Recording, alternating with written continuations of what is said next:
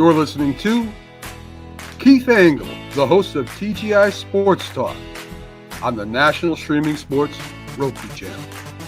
Football season is here, and SeatGeek is my go-to for buying tickets. Now with SeatGeek, every single ticket is backed with their buyer guarantee. We've all had plans change, and when you can't make it to the big game, SeatGeek has you covered. They're the only ticketer that allows you to return your tickets ahead of the event for credit with SeatGeek swaps. So when things come up, I know that my tickets won't go to waste. So what are you waiting for? Download the SeatGeek app to maximize your possibilities and shop live events with confidence. Good morning, everybody. Keith Engle here for TGI Sports Talk Sunday stream of consciousness. It's great to have you with me today. Our thanks to SeatGeeks, as you just saw, a major sponsor here on National Streaming Sports, sponsoring a lot of the shows, including this one on National Streaming Sports, and we appreciate their involvement. And you can scan the code that I have posted here, and I'll leave up for a little bit to download that app on your phone. It's great to have on your phone, guys. Because the downloads on the phone are what's important to us, by the way. And it's important to have it because when you're looking for tickets, especially late, SeatGeeks is tremendous. We just went through SeatGeeks for the Syracuse-Miami game a couple of weeks ago. Welcome, everybody, in watching on Facebook, our TGI Sports Talk page, my personal page, our YouTube platform, X, of course, or Twitter, whatever you prefer to call it. And of course, as I mentioned, National Streaming Sports on the Roku channel. Get those Roku channels downloaded, guys. There are lots and lots of great shows to see there. Shout out to the groups that allow us to share. Just a couple of them because I share them to so many. But the ones that really stand out for me, and that's not to disparage any of you other ones. As you guys come in, I make note of it. If you come in and check out the show or talk to me personally, I certainly will mention you in the comments. But John Gonzalez at the Sports Authorities, tremendous group. I know a lot of you guys have checked in there. Greg Rawlings at America's Pastime, The Love of Baseball. Who else? Flo and the gang over there, the Bottom Line Sports, great podcast that they do there, Flo and the gang. They do it live on Let's Talk Sports, who allows me to we still have a good relationship, although we don't broadcast live anymore there. We certainly have still got a good relationship, and they allow me to share my shows. And lastly, Ken Krause at Golf Bud, Sports of All Sorts. DDH, thumbs up. I know you're watching over us on these exciting sports weekends. We're going to talk about a lot of stuff today. I want to thank, Ralph Williams, too, sorry, at RW Media. Ralph does some great stuff out of Pittsburgh with a national footprint as well. Specifically, the sports reporters, the Sports Corner, 4 to 6 p.m. Eastern every Tuesday. And you can catch him on Facebook, YouTube, and even a radio affiliate there in Pittsburgh. So check out Ralph's stuff. Been a guest there and have enjoyed it. Want to give a quick shout out to my guest from One-on-One with Keith Engle Friday, Billy Sample. We had a great time. The reception has been great. We're heading towards right now with all the different platforms, probably 5,000 views, almost 3,000, I think, on Facebook alone. It's been and Billy was exceptional. We had a lot of fun. Great laid back guy. And next week, by the way, our guest will be Wesley Walker, former New York Jet wide receiver, one of the great ones. Played his entire career legally blind in one eye. We'll talk to him about his career and more next week. And then in 2 weeks, we got Jim Graziano, former South Carolina star, basketball player out of Long Island. We'll talk to him about that and maybe why he didn't up at St. John's, where the late Louis Carnesecca was likely interested in him. We'll talk to him. And we've got Don Beebe coming up, hopefully the week after that. I got to solidify things with Don, former wide receiver for the Bills and the Packers. And a great special teams player, Don Beebe was. You may remember him running down Leon Lett in the Super Bowl down about 50 points, which probably nobody else in the NFL would have done. So some great guests coming up. But we got a lot to talk about today. College football, the big question is going to be, does SMU stay in after rallying? Tremendous rally yesterday. They battled back. They got off to a horrible start. Turnovers, penalties, everything you can think of. to fall down 14-0, 21-7. Rallied back with an exciting game. Clemson pulls it out with a great kick return with about 20 seconds left and a long field goal. The question becomes, does Alabama stay in? I say no. As I said, and I'm saying they were deserving. If SMU had won this game last night, Clemson would not be in. But Alabama would have deserved to be in. And with SMU losing, they do not deserve to be in. And again, I can make an argument for it. All these teams had a chance to take care of business. So we can't, I know we're going to get arguments about the 11 and 12 spots. That's fine. It's inevitable. Maybe we'll even look at what a 16-team playoff would have looked like. And if it would have changed any of this rhetoric. It may have solved some of these questions, by the way. Kind of a snoozer in my mind in Georgia and Texas. That maybe because of the defenses were good, but I was not impressed with either quarterback. Beck gets hurt.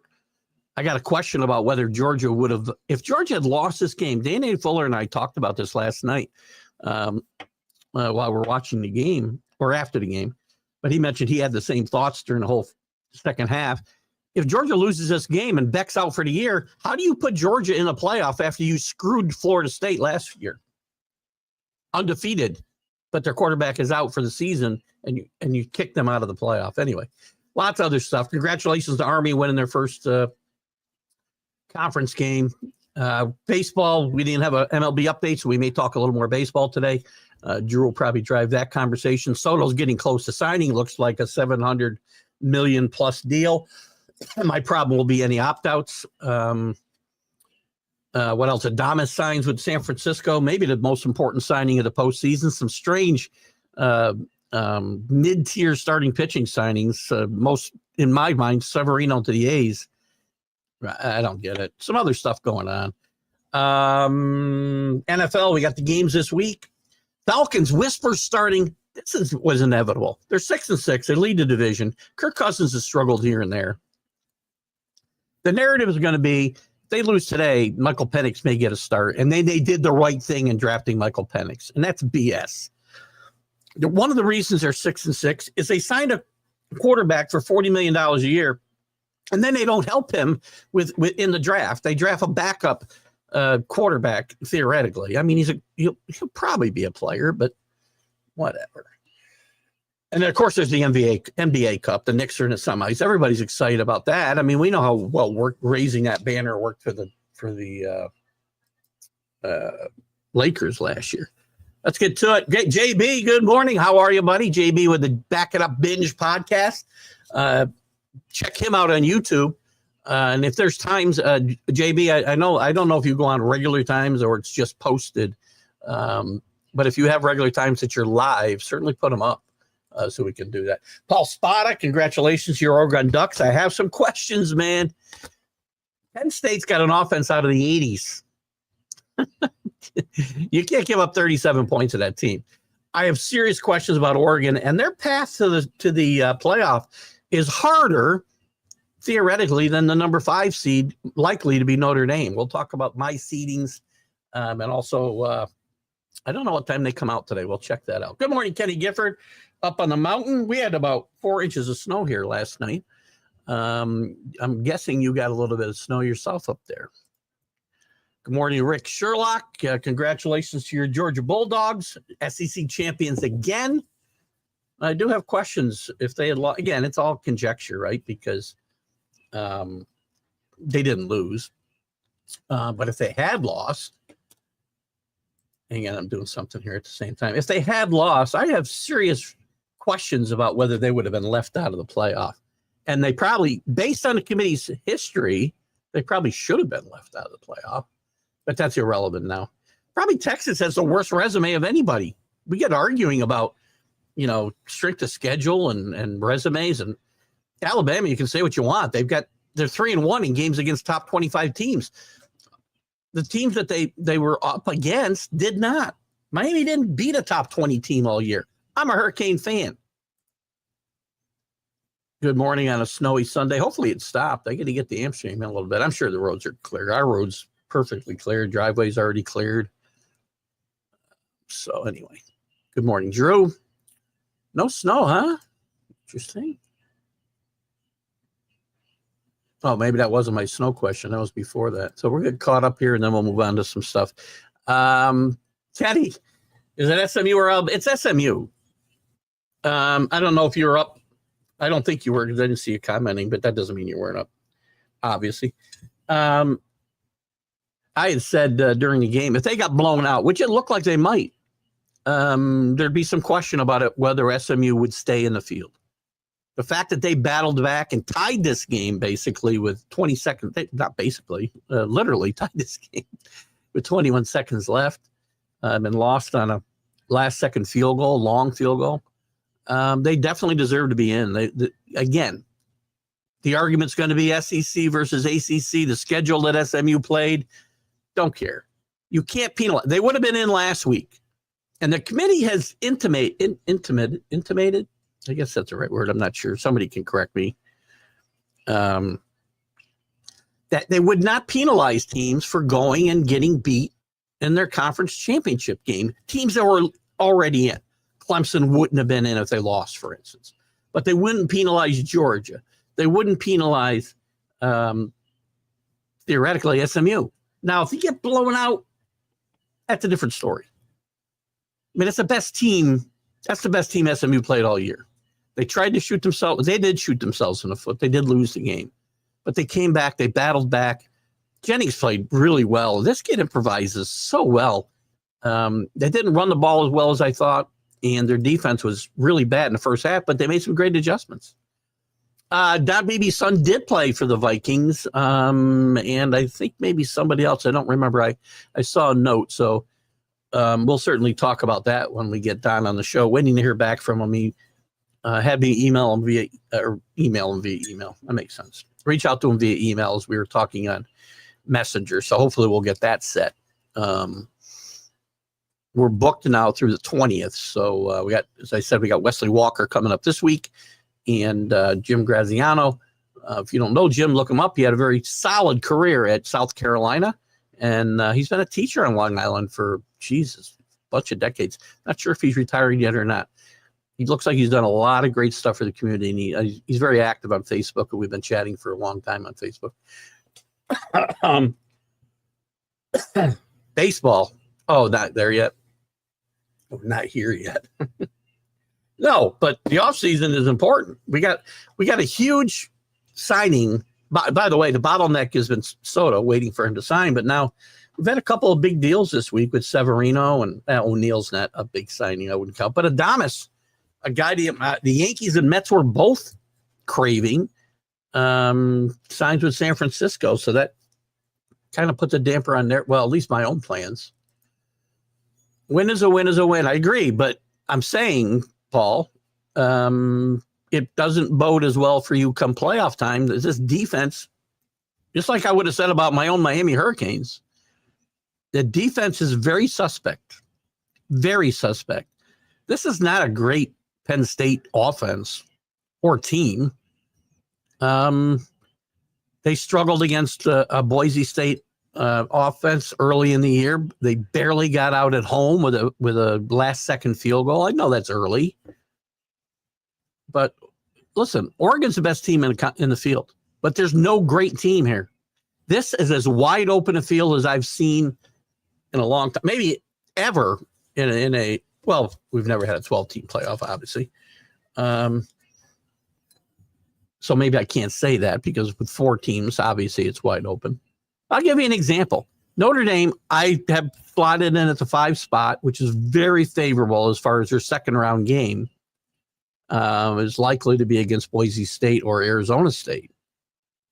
That's much better than Oregon having to play, say, I'll look at one of the brackets here in a second. Oregon having to play, I think they play 8 and 9. They would get Penn State or SM. Well, it's not as bad as I thought. Well, I got to look at this closer. We'll look at that. We'll look at the possible bracket in a little bit. But Notre Dame at 5, to me, and I know Notre Dame's had major collapses in the playoff. The 2 times they may have made it. I think it's 2 times. I think this is Notre Dame's best chance of winning a national championship since 1988 and Lou Holtz. This field is wide open. You show me a great team. Paul, I don't mean any disrespect to your Oregon Ducks. They beat a great Ohio State team. They beat a not great Penn State team. Didn't blow anybody out. Wins are wins, I will tell you. The fat bastard that I can't stand, and if you guys can't figure out who that is, I'll give you his name, said you are what your record says you are. They're undefeated. They're 13-0. And they deserve to be the favorite. But now it's win or go home for them, and they haven't had that all year because, loss was not going to keep them out of the playoff anywhere all year. So they're going to play a good offense somewhere. Now, maybe Georgia's not a great offense, but they're going to score points against this Oregon team. Texas will score points against his Oregon team. All these teams will score points against his Oregon team. And if your offense stays as good as it is, then we'll see. Dylan Gabriel, one of the big Heisman favorites, though, he's had a great year. Fine year. I'm not excited about him on the next level, by the way, anymore than I was Michael Penix. We don't know about Michael Penix yet. But I'm not excited about him. He's a great college quarterback. He'll probably be at the Heisman ceremony. He likely will finish fourth in my mind. I think you've got Travis Hunter has got this thing locked up and has for a while. And I think the race is for 2 through 4. Cam Ward, Giante, and Dylan Gabriel. A lot of talk when I'm watching Army, and congratulations to Army. Great season. First time they won 11 games ever. They got a chance to win 13, maybe 4 or 12 or 13. They've got Armies. They've still got Navy next week. Non-league game won't matter in the playoff or anything like that, or the Heisman. There's a lot of talk that they want that Bryson Daly ought to get a invite to New York. It's not going to happen. The top 4 vote getters get in. Bryson Daly's had a great season for Army. He's not getting invited to New York.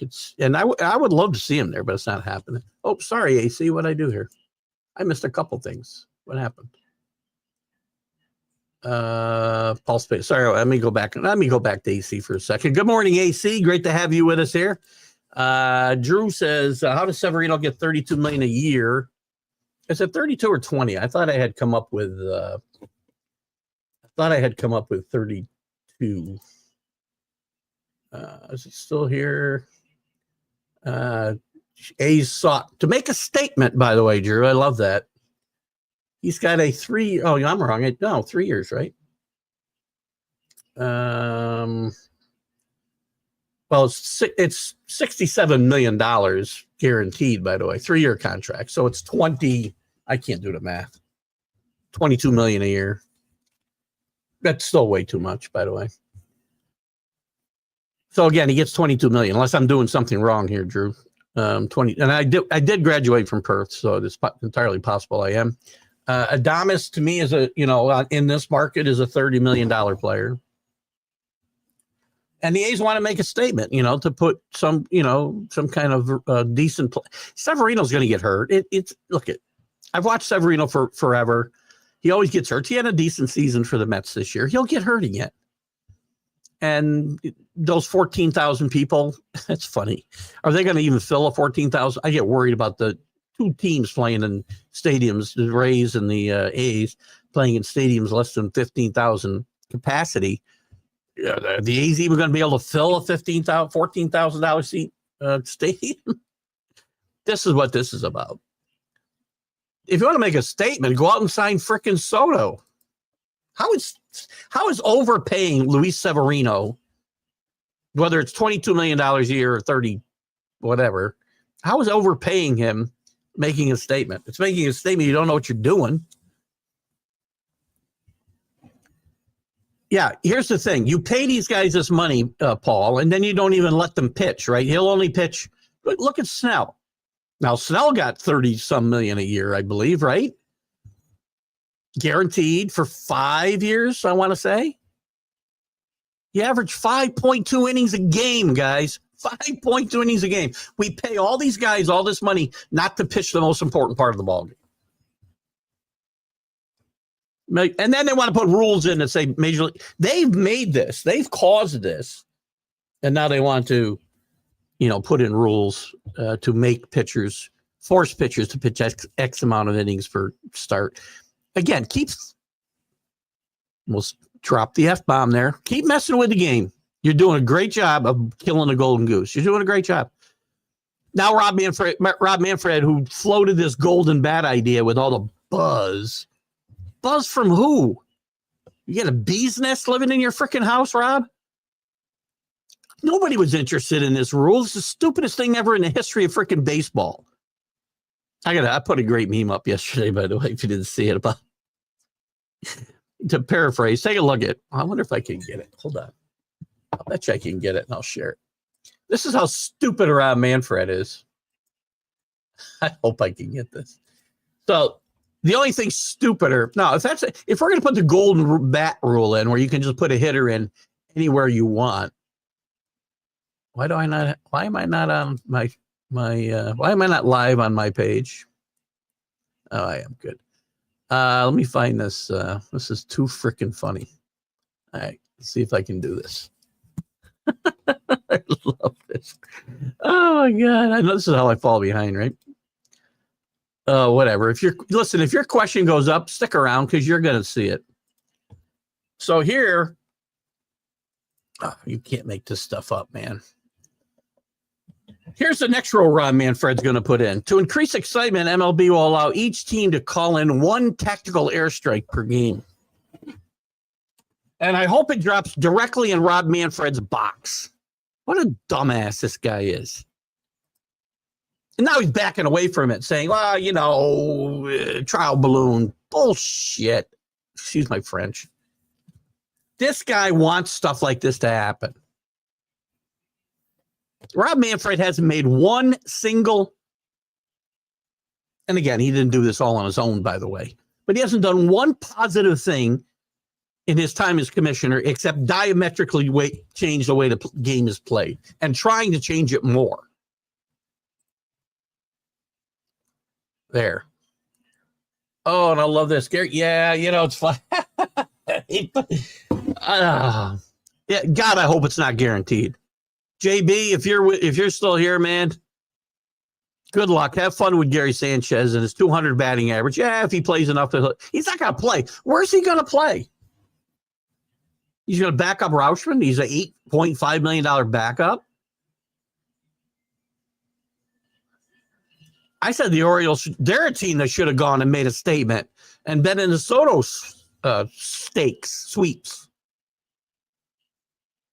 sweepstake.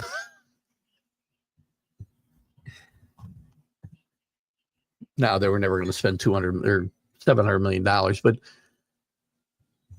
just stupid stuff, man. Who hired them? They should be fired and never allowed to play baseball again. I'm sorry, in baseball again. Well, I mean, the Oakland A's have been run horrifically forever.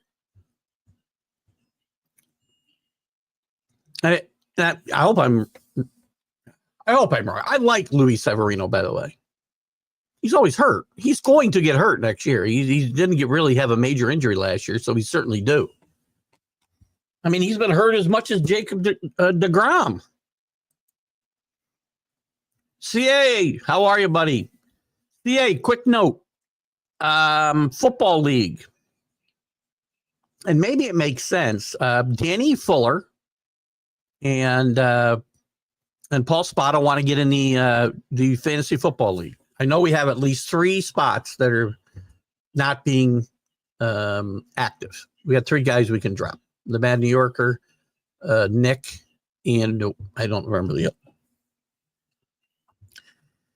If we're concerned, I don't really start the league over because I like having the history. But maybe what we do is invite them to take over those teams. I think you can do that. So maybe you look into it and then whatever, guys, you're not going to compete this year, but you could be a spoiler at the end of the season here. Well, maybe not because I think we might be going to the playoffs. Oh, we're already in the playoffs. But you might be able to invite them to take over those teams. You're not keeping anybody, so it's not a danger. But check into that, CA, and look, ask Danny and Paul to give you their contact information. Mets signed Clay Holmes to be a starter at $13 million, hoping for a Ronaldo Lopez type resurgence. You know what I say to that? Good luck. He didn't pitch well as a starter early in his career. That's why he went to the bullpen. He wasn't suited to be a closer. He would have good stretches, but then really awful stretches. Maybe now they can stretch him back out. And he only pitched guys 5 innings anyway, so what's it matter? But, listen, I'm not counting this as a great loss for the Yankees. I think they expected to lose him. They weren't going to pay him $13 million. I didn't say you had to be worried, Paul. I'm just pointing out that there is no great team here in this championship. I mean, maybe SMU and Indiana would be only 2 teams I'd be surprised have won this whole thing. And Texas, maybe, because Texas is not that good. But I can see Oregon winning. I can see Georgia winning if Beck is healthy. By the way, who's the kid that played? Stockton, the backup played. Didn't play badly. Did lead them down to take the lead. But, I mean, the inexperience really shows when they were driving with, I don't know, how much time was left in the game, Rick? 3 minutes, maybe less. They're up 16-13. And I really wanted overtime, by the way, because I bet the over 51.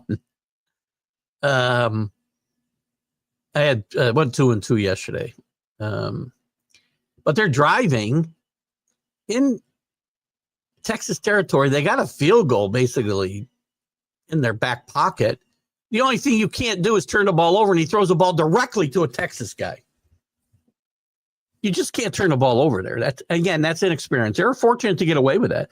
Georgia by no means played a great football game yesterday. They were gritty. They battled. But nobody's that good. Oregon's good because they're 12-0, 13-0. Sorry. I'll give you that, Paul. All I'm telling you, and they may very well win the national championship. It's not a foregone conclusion. There's not a great team in this field. I can see Arizona State on the roll they're on winning. I might eliminate Boise State in that group too, but there's 8 teams at least that have a chance to win. Notre Dame, I can make an argument. Notre Dame's the best team in the field right now. Second best team. Sorry, you're undefeated. Ohio State, still a lot of talent. Penn State, they're good wins. I'm down to 7 teams. The more I talk myself out of teams. It's still a wide open tournament. Notre Dame, there's no team. Notre Dame's not getting blown out in the game. They may lose, but you're not seeing them lose in embarrassing fashion like they have twice under Brian Kelly. Not happening. And I'm curious. And again, I'm not as big a Marcus Freeman fan as I was. I jumped off that bandwagon after the NIU game. But Marcus Freeman's done a remarkable job finally learning, him and his offensive coordinator, learning how to use Riley Leonard. And if Riley Leonard stays healthy, this is a really good team with a fighter's chance to win the national championship. And how far does he have to go before where he's going to get the respect back? Mine included, by the way. Mine's creeping back up, not to the level that it was before I threw him under the bus after week 4. And again, their schedule is suspect, but you can only play the teams on your schedule. And with them not playing in a conference, they're going to have trouble scheduling.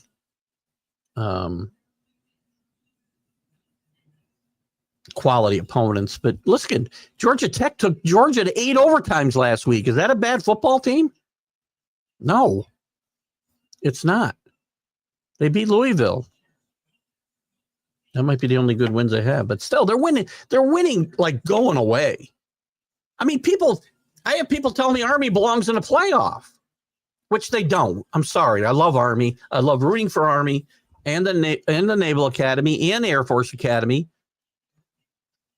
But there's no way they belong in the playoff. They got blown out by Notre Dame. So you can't tell me their schedule's really weak, but then tell me Army belongs in a playoff. You can't do that. Second play, I don't disagree. I'm not a consolation prize kind of guy. So I'm not sure. I'm not sure where that comes from, Kenny. I'm not sure the context of you're talking about second place in the conference. Well, if you don't take the teams who finish, if we're talking about conference losers, but every other team that you would want to replace them with would be bigger losers than them. So I'm not penalizing the team for playing an extra game. That's why I got SMU in the field. But I don't disagree with the premise. I've never been a big. I go through the motions and these consolation parts of football and baseball fantasy leagues, but to me, I don't care. Do I care about finishing fifth or last? I could care less. If I don't finish first, I'm not happy. So it's a failure of a season. And that's why I'll always feel sorry. That's the way I am. I mean no disrespect to anybody who thinks otherwise.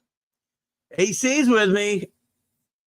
I'll tell you what, AC, after the Northern Illinois loss, I think we both thought money's gone. Now, I'm not spending the $7,000 yet, but I'm only 4 games away from $7,000. That's a long ways. But this is the best chance Notre Dame's had to win since 1988. I don't think anybody can argue that point. This field is not that good. Remember the 2-time national championship did not make the cut last year because they lost the SEC championship and went on to spank? That was a 14 field, Rick. You can't compare. That's apples and oranges. And again, don't give me an argument about the 2-time national. And again, I was a Georgia rooter and picked them to win the 3rd straight national championship. But you can't lose the playoff game to Alabama and be in over them. And there's no way they should have been in over FSU. And they played an FSU team that was gutted. 15 of their 22 starters didn't show up. You mentioned the quitters yourself. FSU got totally screwed last year. 100%. Nobody gets screwed that bad this year because if you got 2 losses and I say, even if SMU gets knocked out and they keep Alabama, every single team had a chance to take care of business and they didn't. FSU did everything they had to do, including winning a conference championship with their 3rd string quarterback.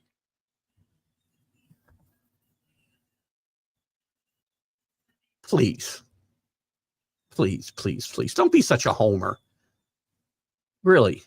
I'm not a homer. I've had arguments with people telling me Miami belongs in a playoff. No, they don't. I've watched almost every play of every game. They don't belong in over Alabama or anybody else. And I'm sorry, Georgia didn't belong in last year. Again, 2-time national championship, lost a cup because they lost the SEC championship game in a 14 playoff, not 12.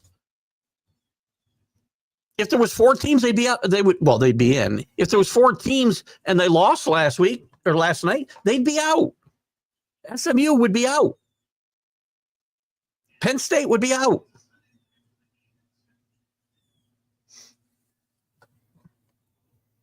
Clemson probably wouldn't be in. Again, the interesting thing, if it was 4 teams, there would probably be an interesting argument between Notre Dame, Arizona State, and Boise State for the 4th spot. I don't mean to raise my voice. I'm just getting excited about this shit. I mean, it's the same old stupid arguments. And maybe my argument's stupid as well, by the way. But I'm sticking to it. And Rick's sticking to his argument.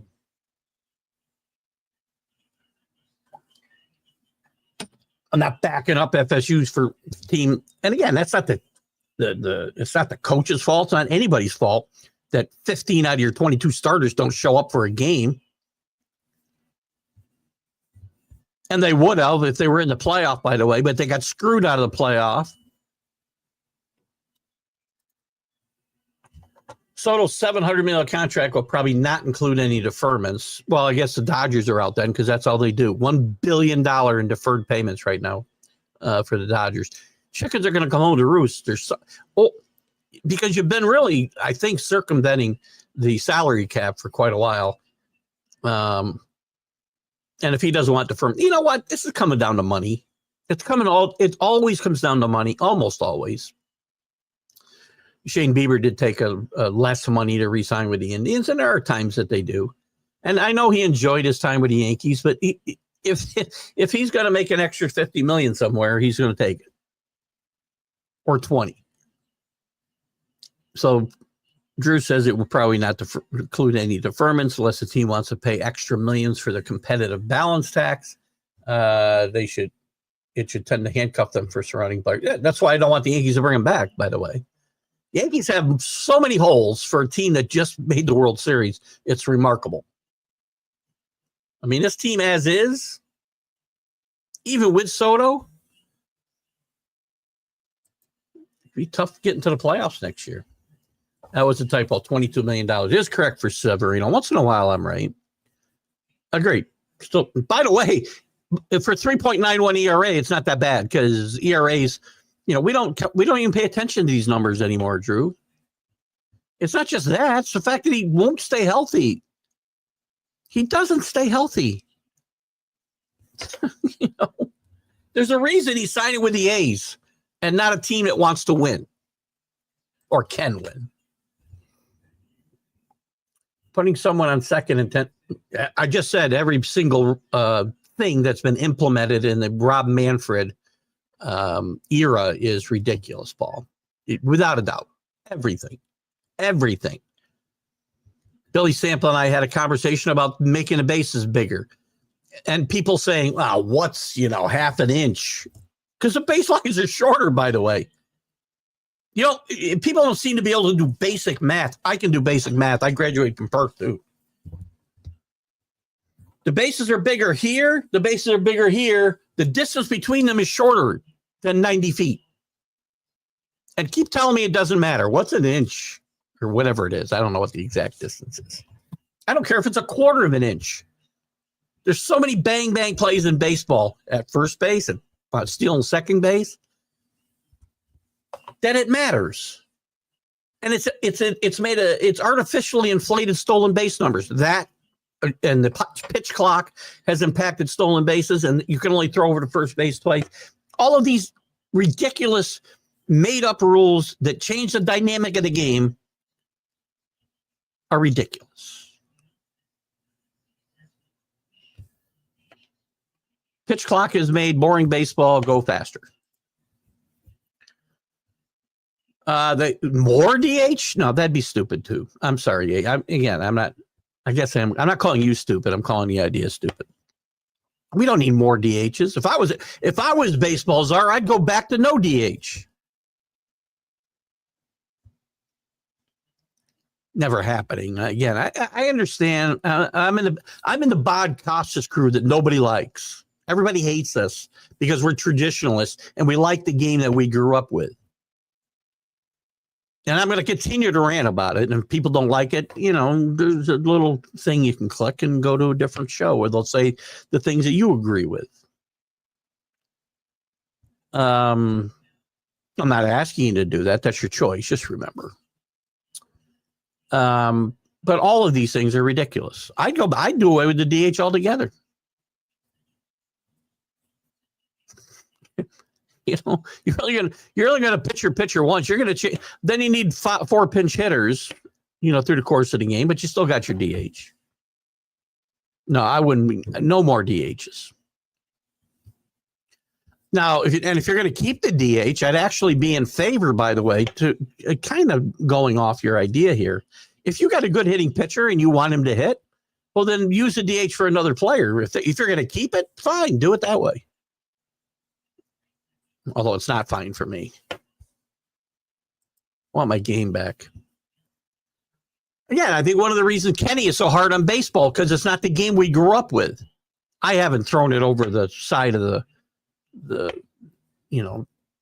bank like Kenny has, but I understand his frustration.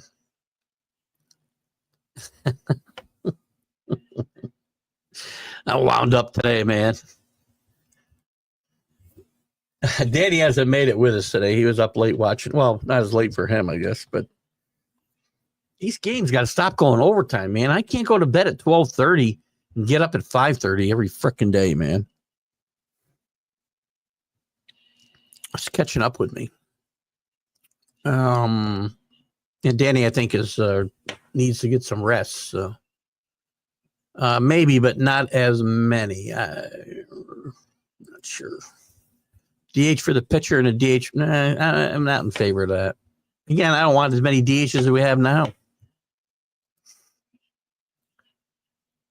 Well, some of the catchers hit, though. You can't just, well, I guess you could hit your catcher if you wanted, but DH for the pitcher is enough. Too much. Severino is a decent pitcher now with no pressure.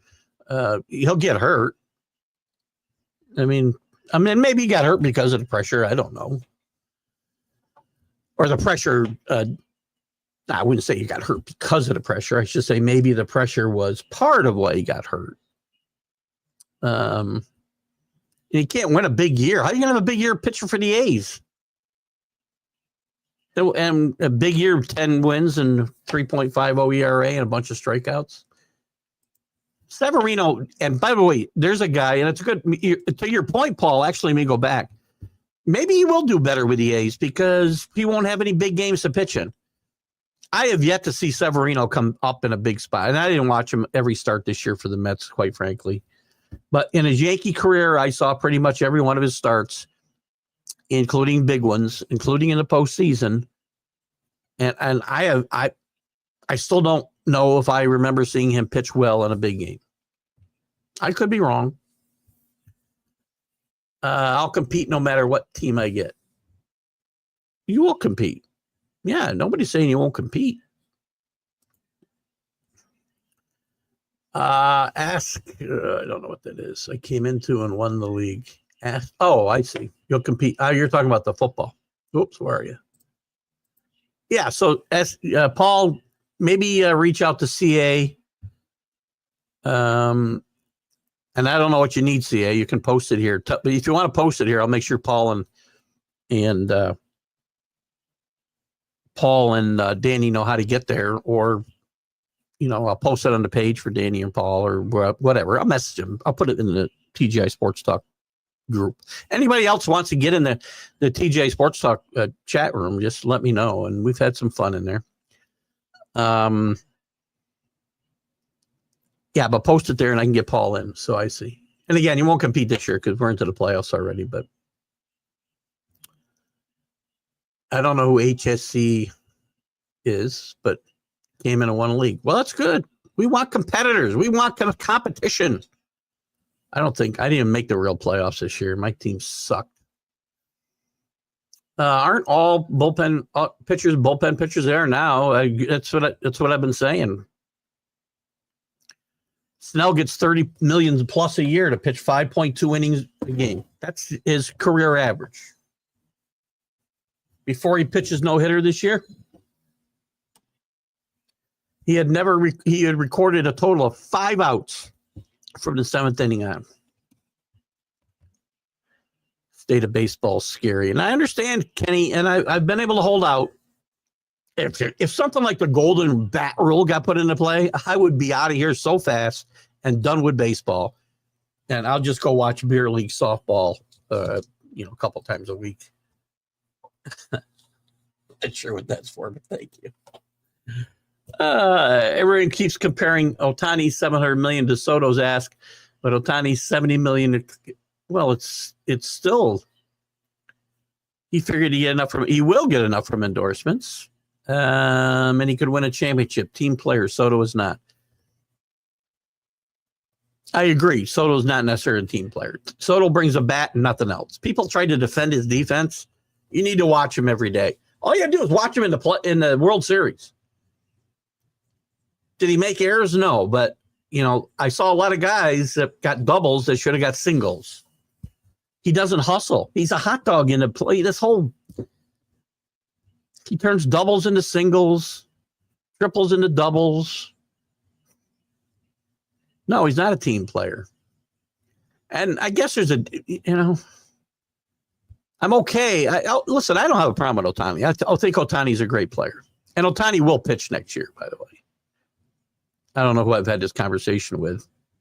Saying he won't. I don't think it was you, Drew. Maybe it was. I don't know. I don't think it was you. Somebody in our group here has been saying he'll never pitch. Oh, no, it might be Mac. I'm sorry. It's Mac McGrath. And Mac, if you're watching, Mac was back live on this morning on the Big Football Show, and we hope he's doing better. I know he was getting ready to jump off when I did, but him being back is a positive situation, and we're happy to see him this morning. So, but I think Mac has said Ohtani will never pitch. Ohtani's going to pitch. If he gets hurt, he gets hurt, and he won't pitch. I don't know how long he's going to pitch, but he'll pitch. And again, you're right. I mean, again, that's why some guys will take less money. Aaron Judge knows his $600 million in New York is certainly worth a whole lot more than $600 million in San Francisco, or worse, Kansas City. Yeah, I started to mention Tyler O'Neill earlier.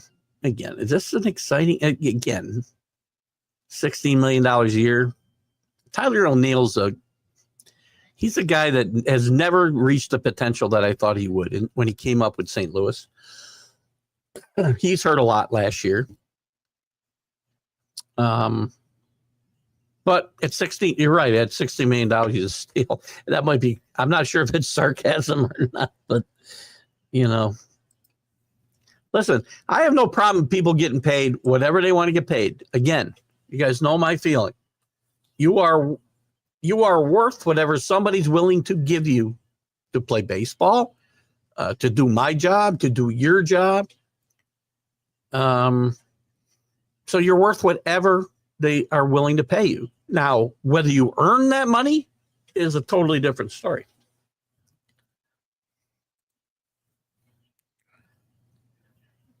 Rudy wins the national championship. Rudy's a great movie, but like all great movies, great point. I'm going to bring something up here while we're talking about this. How far behind am I on the comments, by the way? What time was this? 8:59. I'm already 18 minutes behind. So stick with us. If you put something up, stick around while I talk about it. And welcome all you guys who continue to join this morning. I see Robert Butler popped in. Some people I can see, some people I can't. Rudy. I know you're a big Notre Dame fan, Kenny, and I do believe this team is national championship worthy. I said it in the beginning of the season. I wavered a little bit, and I said they had a path to the playoff, but they had to run the table, and they had to have style points, and they did exactly that. They did exactly what they needed to do.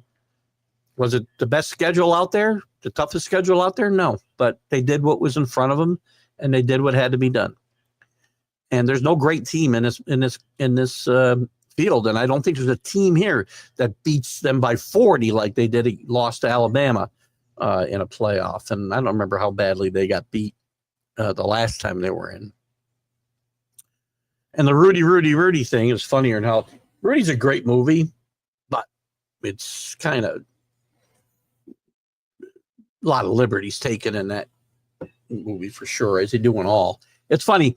We talk about that. Billy Sample, who was my guest on the one-on-one with Keith Engle show Friday, great interview. We had a lot of fun. Most laid-back guy, you can imagine.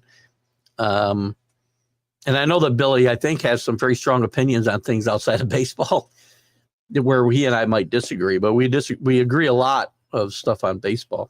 But his football team in high school was actually, in reality, the team that played the team Denzel Washington coached in Remember the Titans. Their team in the championship game at the end of the movie, or near the end of the movie. Now, in reality, they lost that game he said by like 25 or something. So they changed the team and made it a game that they played earlier in the season. They turned into the championship game just to show how they take a little bit of license when they make a movie. But I thought it was very interesting that his team was involved in a game of pretty great magnitude at that point in time. It isn't a keeper league, right? As long as you can get them in there, that's all I care about. I'm not in favor of expanding to 14 teams unless we have guys solid getting in. Just to be clear, CA, because we didn't have 12 guys this year. I'm pretty sure that that the Mad New Yorker, Nick, and again, they didn't come back. I'm not holding no animosity towards them. It's not a big deal. And whoever, I think it was a guy who probably jumped in from somewhere when I posted it and filled in last year and competed. Didn't compete at all that this year. If you look at the waiver moves, it's very easy to see they did not play all year. So we need 3 people this year. So if you want to go to 14, that means we need 5. I don't have 5 people that I can say will get in and will be active. So if you have them to send it to, then please do, but don't expand that if we can't fill it. And you've done a great job, CA, by the way. I mean that with all sincerity. Great job. I don't want to be involved in running any leagues anymore. I did it for 30 years and I'm done. I'm not running pools. I'm not running leagues, and I haven't for the last 3-4 years. I'm done. And let's not forget the Red Sox signing Chapman. Yeah, to be their next closer replace. Good. Let's get a worse closer than the one that we had last year. I love the term bridge, right? Bridge and inning eater are like the 2 biggest. I'm not even sure what word to use in sports. It's just they're meaningless. If a bridge stinks, what's the point? Why not get serious now? Red Sox, the way they approach things now, but they're in the Soto sweepstakes. No, I don't think so. Hello, Michael Gott from across the pond. How are you, buddy? Be interested in having your views on your Pats. They suck. Where do they go now? Build from the draft, free agency, or both? The coach will get another year. I haven't necessarily been impressed with Gerard Mayo, but I've been impressed. One thing to be impressed, and I think it is relative to the coaching staff, they play hard every week. They don't quit. They've only been really out of the game in 2 games, a couple weeks ago against Miami and against somebody earlier in the year, and I can't remember who it was. But they compete. I think the team's gotten better since Drake May started playing, and I was against that, mainly because I didn't want him to get hurt and have a loss of confidence, but he's played with great confidence, and he's played well for the most part. Makes rookie mistakes. And however they build this, you need to build through the draft. They will have a lot of cap space this year, so they can get into free agency, but they haven't been terribly successful. And they need a lot. This team needs a lot. They need linebackers. They need an offensive line in the worst way. Their offensive line has got to be the worst in the league, or one of them. And they still need some skill position players. I mean, there's been some this draft. Polk has not played well. Baker's been non-existent as far as skill position players. 2 drafts ago, Tyquan Thornton is already gone, and he's in Kansas City. I mean, your tight end can't be your best offensive weapon unless he's Travis Kelce. And Hunter Henry's had a decent year, but he's not Travis Kelce. He's not Gronk. So there's a lot of work to be done here. Running backs are good. Fix the line. Find some linebackers. Get a wide receiver somewhere. They do have money to spend. It all depends who's available. And, the Patriots are never going to overspend. The thing you got to remember, they gave Belichick really a blank checkbook or blank check a few years ago, and it didn't work out. Other than Hunter Henry, all of them failed. I shouldn't say that.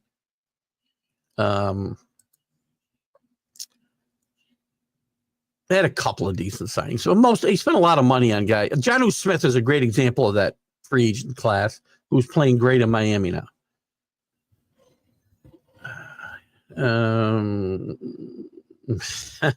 Danny Jansen. He'd only tie a record. He's not any good anymore, Drew. That's a great point, though. Sorry, I can't spend that much time on Sandy Jansen.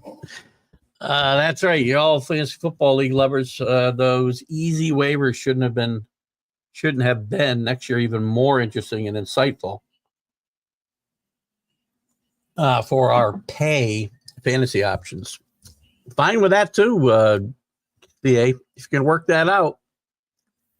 Rick with a blank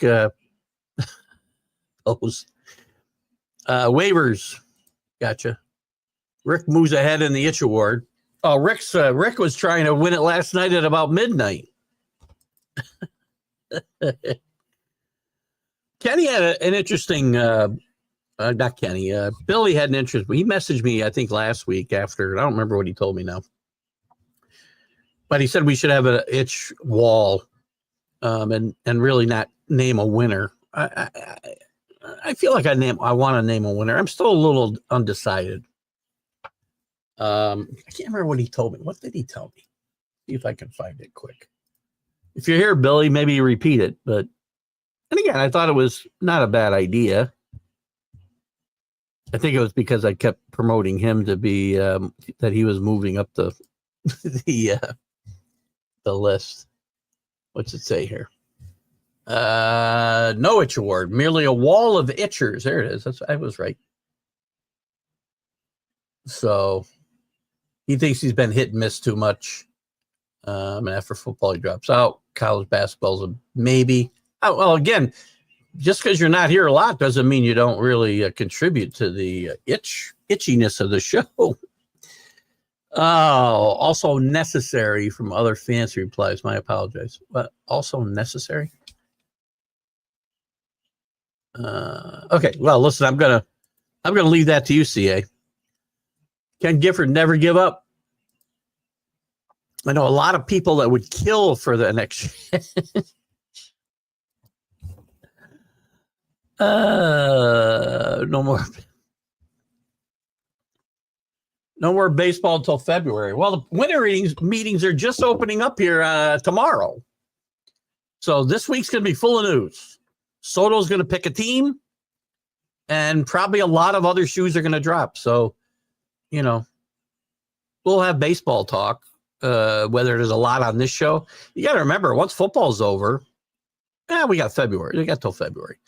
And we do have college football right through till almost February now, too. So, and a lot more to talk about during the course of December because you don't have just only crappy bowl games to talk about. Kenny, if he was ahead of baseball, first thing I'd do is put in a fourth outfielder, and this would help Judge play better. Listen, I'll say this much about Judge. I know Kenny likes to get on Judge for whatever reason. He's a great hitter.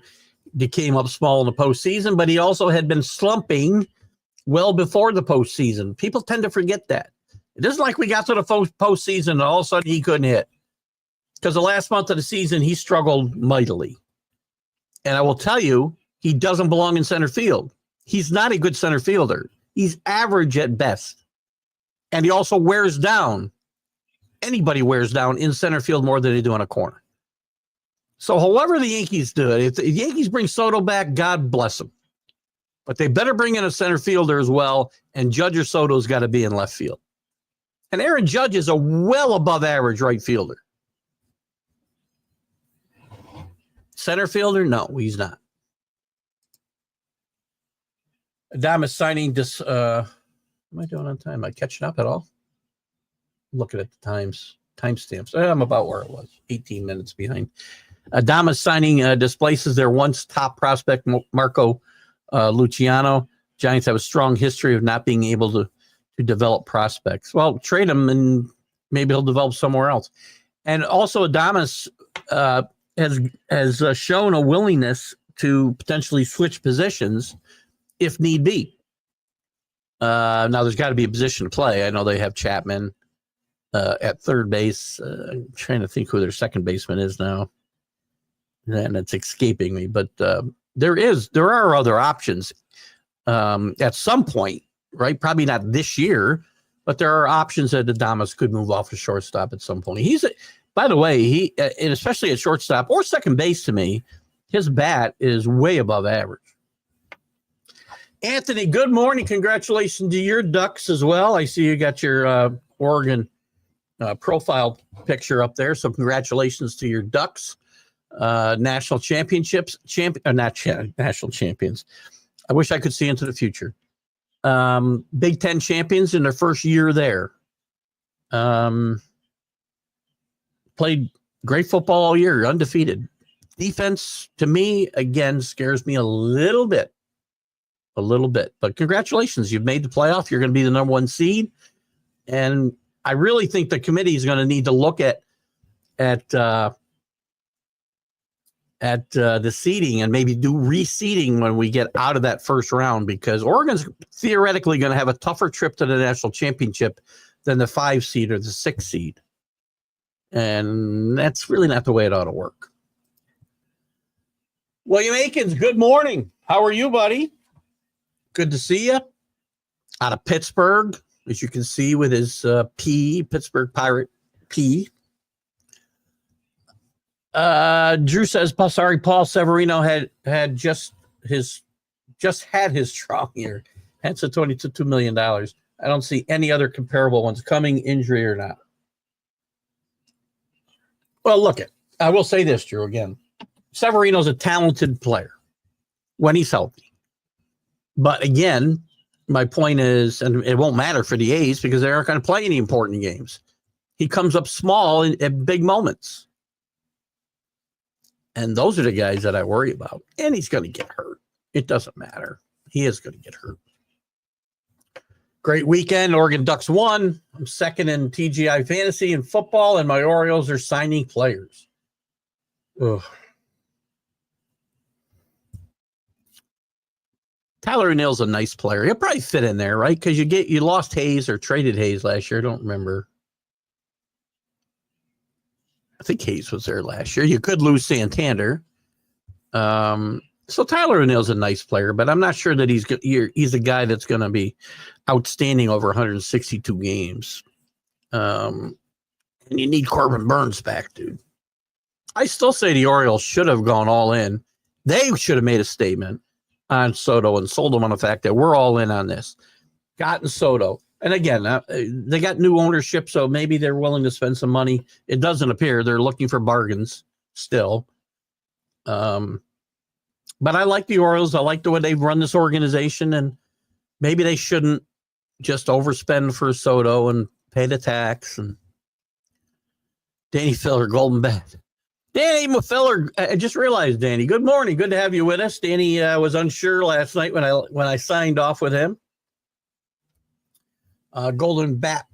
What a thing to wake up to on Sunday morning. I've seen a lot of golden you-know-what memes this week when we talked about this. Danny, you weren't here, so I got rid of it. Hold on, let me see if I can bring it back. Here's the next rule for those of you who weren't here earlier. This will be the next thing that Rob Manfred is going to suggest to improve Major League Baseball. To increase excitement, MLB will now allow each team to call in one tactical airstrike per game.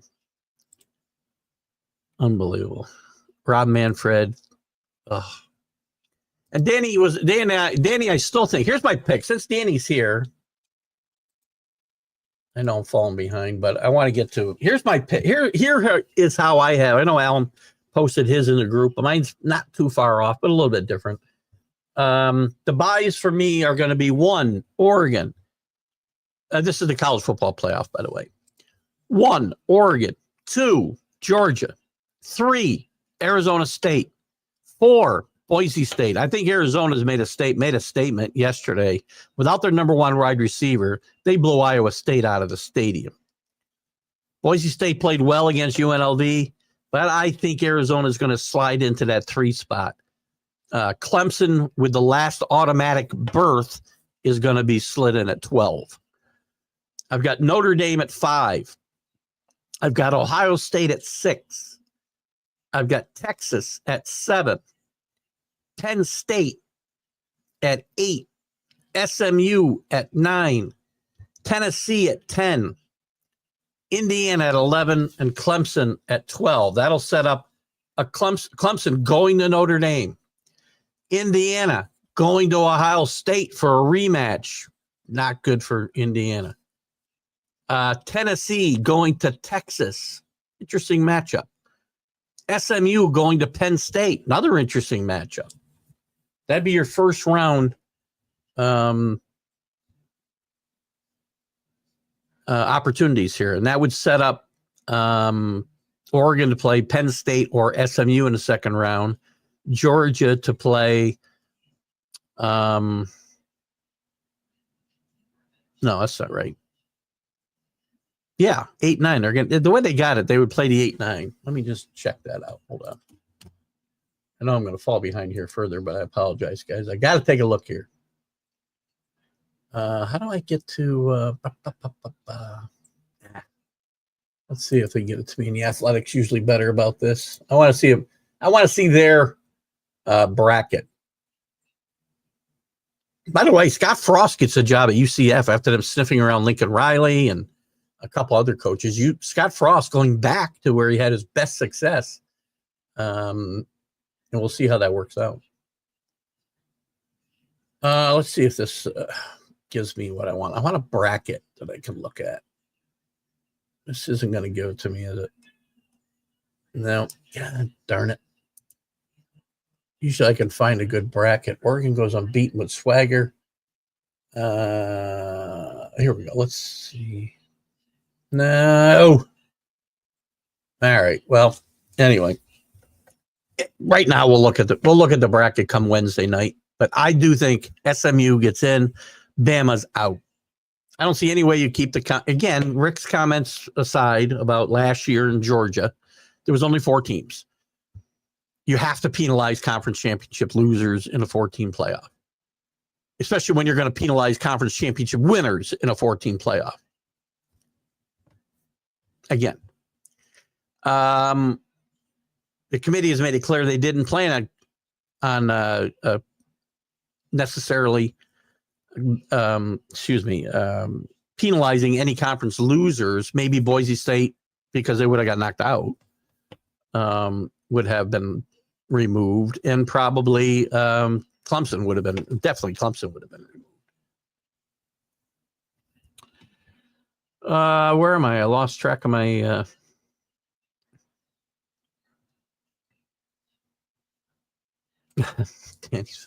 Ohtani way more valuable than Soto. I agree 100%. Now, again, if he can't pitch, he's not more valuable than Soto in my mind. Well, maybe he is. The problem with Soto is, or Ohtani, is he doesn't wear a glove. He can't play a position.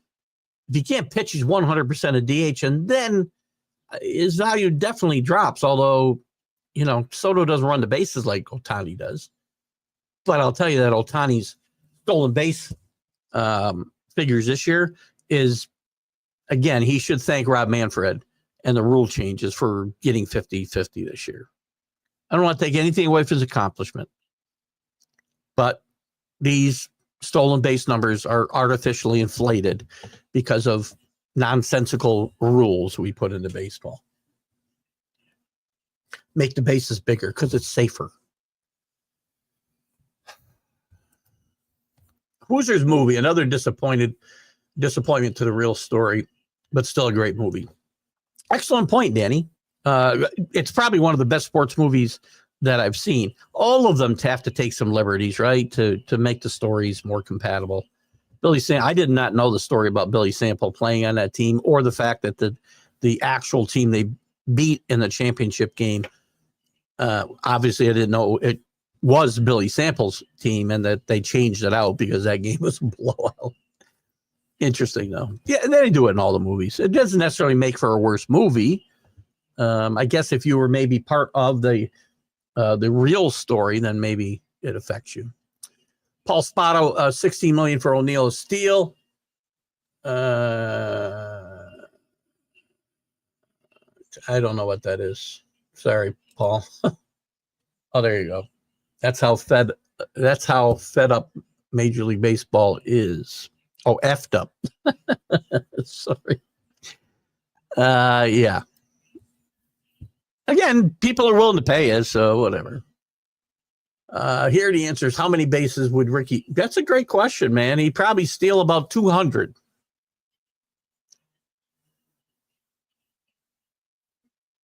Well, 2 steals a game. So Kenny got him at 320. I don't think he'd steal that many. Because some of those, you got to remember, some of those times he got on base were home runs and doubles and triples. So, but he'd have a shot at 200 the way the rules are today, without a doubt. Ridiculous.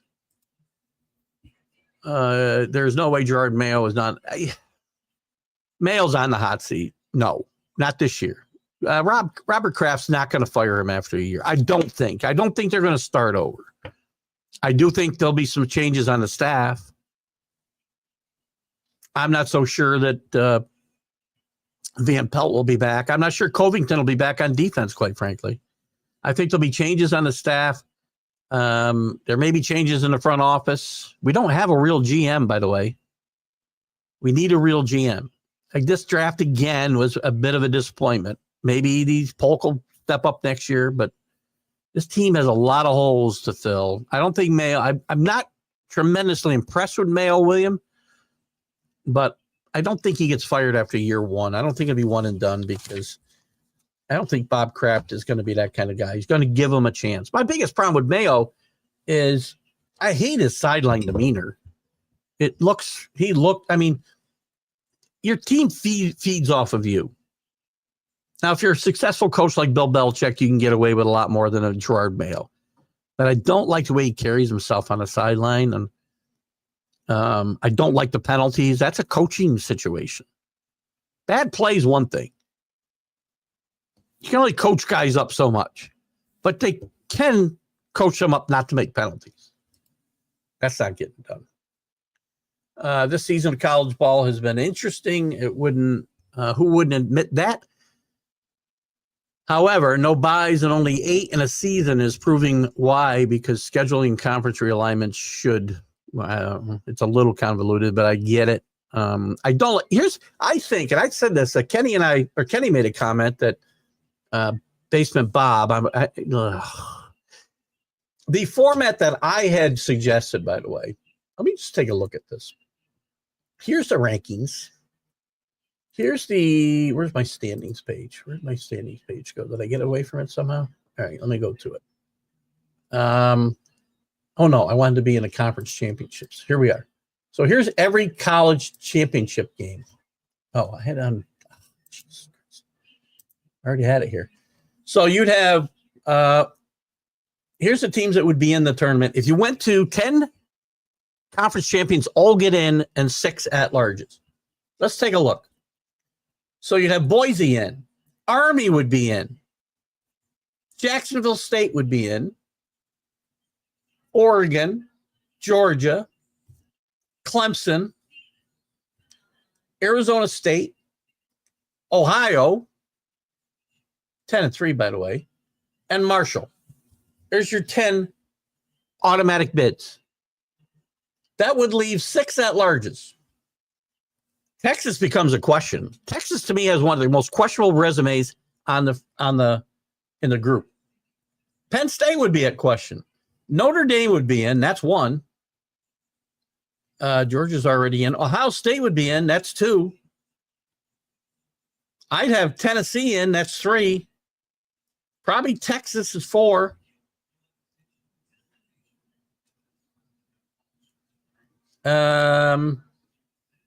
Then it comes down to Penn State, SMU, Indiana. They're out in this scenario. Indiana doesn't make it.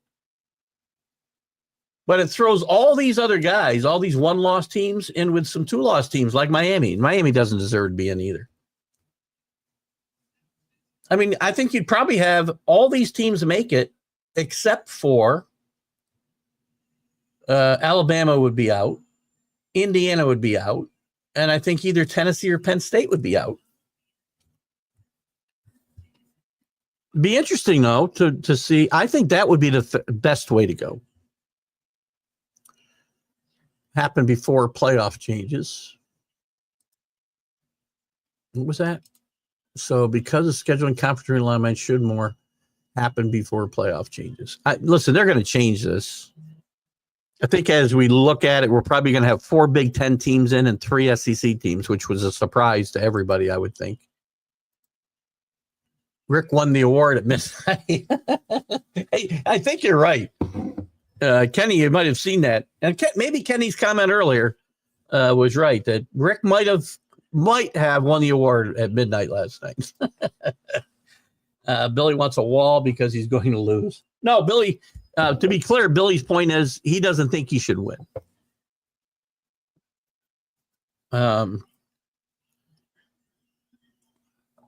He feels he's not here and active enough. Oh, there he is now. Hall of Fame itch plaque. I'm picking a winner this year, I think, and then maybe we'll consider Billy's idea. Every year we'll pick a new itch to go on the wall. I know I'm late, but what's your opinion about the goal? Oh, I think you heard it already, Anthony, but I'll say again, biggest joke in the history of frickin' baseball. If this ever happened, I would never watch another Major League Baseball game. As God is my witness, I would never watch another baseball game, ever. It's beer league softball at that point. It's not happening. Rob Manfred's already backing away from it, saying, oh, well, the buzz wasn't really buzz. He's an idiot. And this rule makes more sense than the golden bat rule. Give each team one chance to call in a tactical airstrike per game, and I think then you'd have some excitement in the games that you're looking for. Will the Longhorns face the Ducks before the national championship game? We'll find out soon. We won't know, until we see the actual seedings. I mean, the only drama left here is the seedings, the actual seedings, and I think 1 and 2 are set. But it's going to be very important. I think 3 and 4 are wide open between Arizona State, Boise State. Maybe it's a matter of which order they finish in. Notre Dame, I think, is locked in at 4, although there might be a question with Ohio State being there. I give it to Notre Dame. And, of course, the big question is going to be SMU, besides the other seeding. I mean, I think 12 is Clemson easy. I think 11 being Indiana is easy, but I think 5 through 10 is going to be wide open.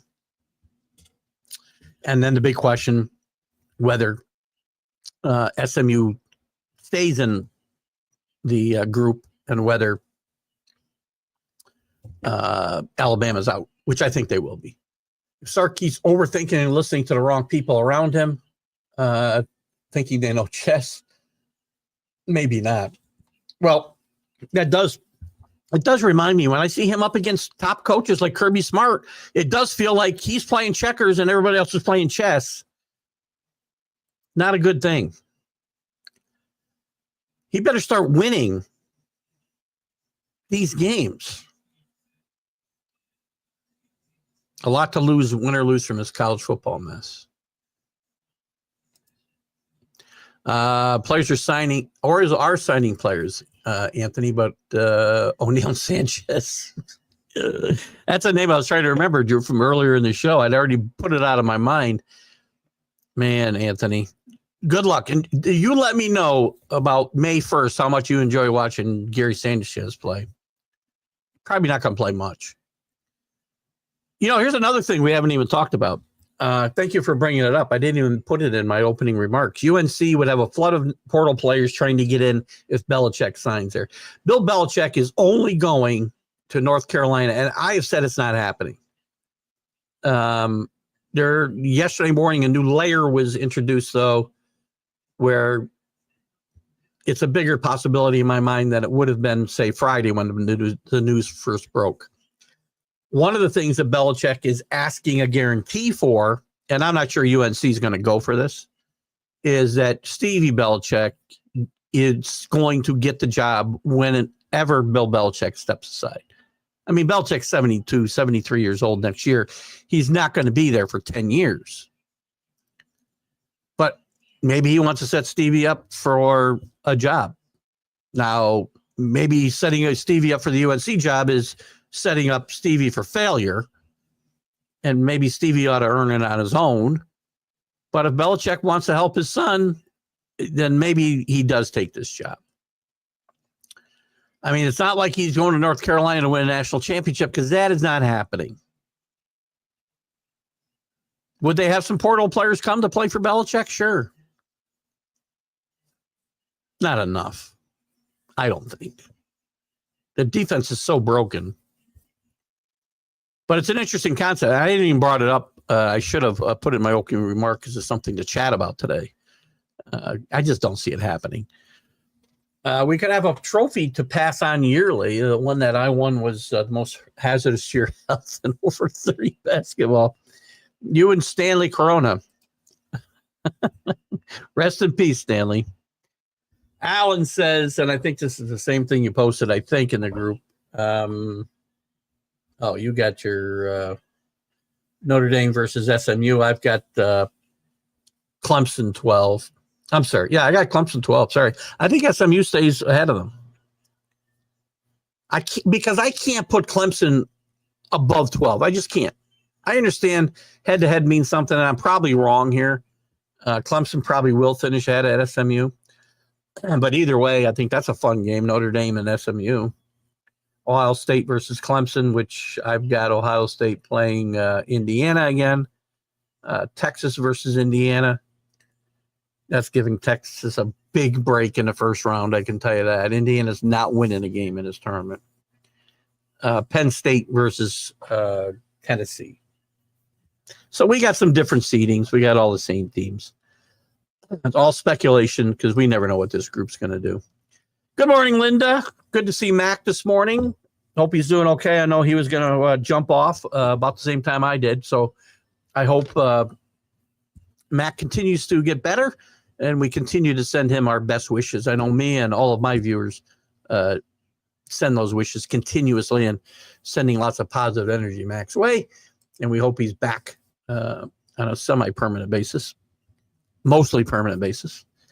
The Mets will outdraw the Yankees this season. Maybe. I don't know what it was last year. Let's take a quick look. The Mets better if the Mets get Soto, they might. MLB. I always like to look at these things when they come up. It's a good little topic to look at. Last year, Dodgers $3.9 million. Yankees $3.3. Mets all the way down at 2.3. That's a pretty big jump you're talking about, Kenny. That's a 1.1 million swing. Well, 1 million swing, sorry. That's a lot. And Oakland, by the way, at 922, maybe they won't fill that 14,000 seat stadium. How does Alan feel about Texas meager signings of Hishigawa and Hauser so far? Good question, Drew. I hope Alan's here or read ahead. Listen, I said that the signings of DeGrom and especially DeGrom and maybe a couple others were going to hamstring this team in the future. And that, they did win a World Series, but it had nothing to do with Jacob DeGrom whatsoever. So I think the chickens are coming home to roost in Texas. They don't have an unlimited supply of money, similar to, they finished 12th in attendance, by the way. They don't have an unlimited supply of money like the Dodgers and the Yankees and the Mets. They just don't. And the Phillies. And I think the chickens are coming home to roost there. Good question, though, Alan, if you're there. Anthony's Honey Badger fantasy team has had some exciting matchups this season, already at least one with me, as I recall. Well, I wish you guys all luck. We're playing in the real playoffs. I'll do my best to win the Philly consolation tournament. Yes, I said Basement Bob and Keith stolen for we're right. 16 team playoff. So Kenny's decided to go scorched earth on me and side with Basement Bob in my lawsuit against. Defending my lawsuit against Basement Bob, who says I'm a thief of the highest order. Kenny I don't think Danny's going to have a trophy for that one, though. However, last week was the biggest fantasy result from our fantasy format yet. I was 78% to beat Keith. I wasn't even in. What are you talking about? I didn't even have a game. Or is that this week? Oh, that's this week. I don't have a game.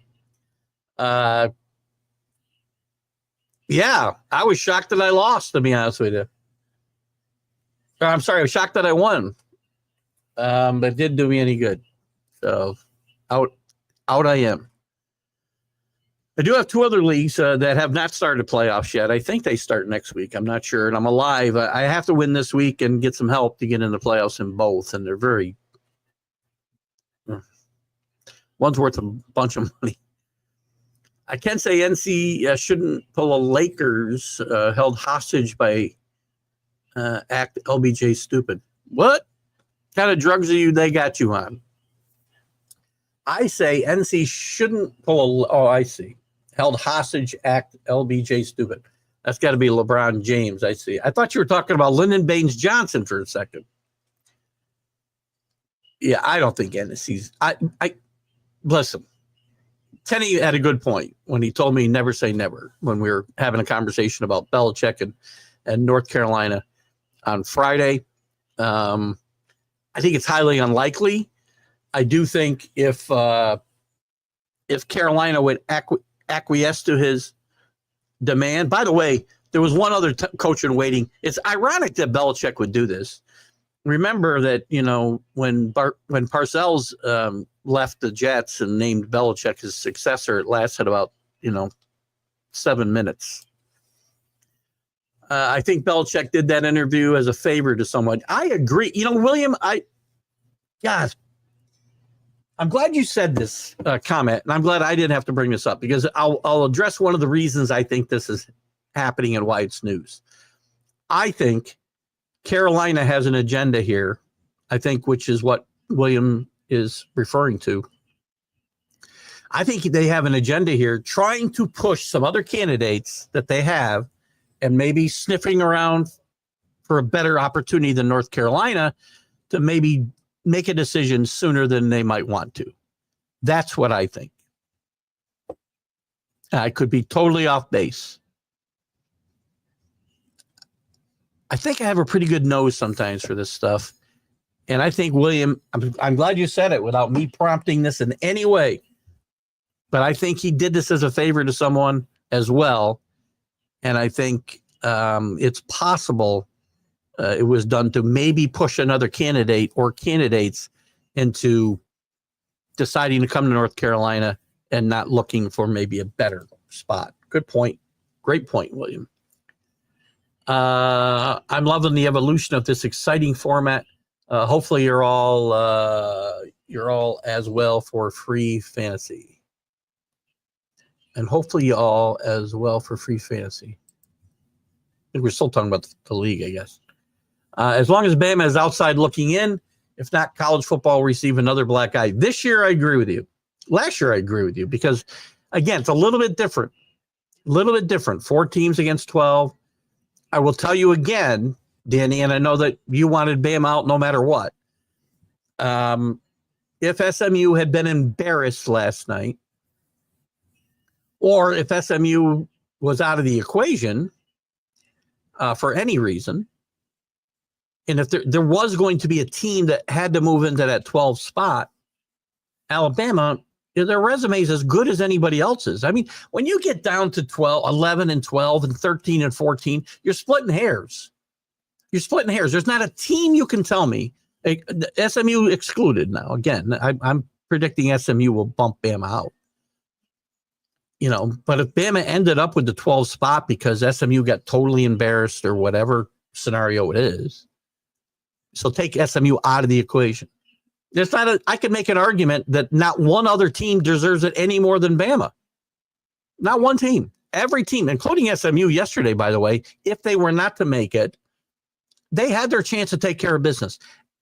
Ole Miss had their chance to take care of business. They beat Georgia, and they lose to LSU, and they lose to Florida.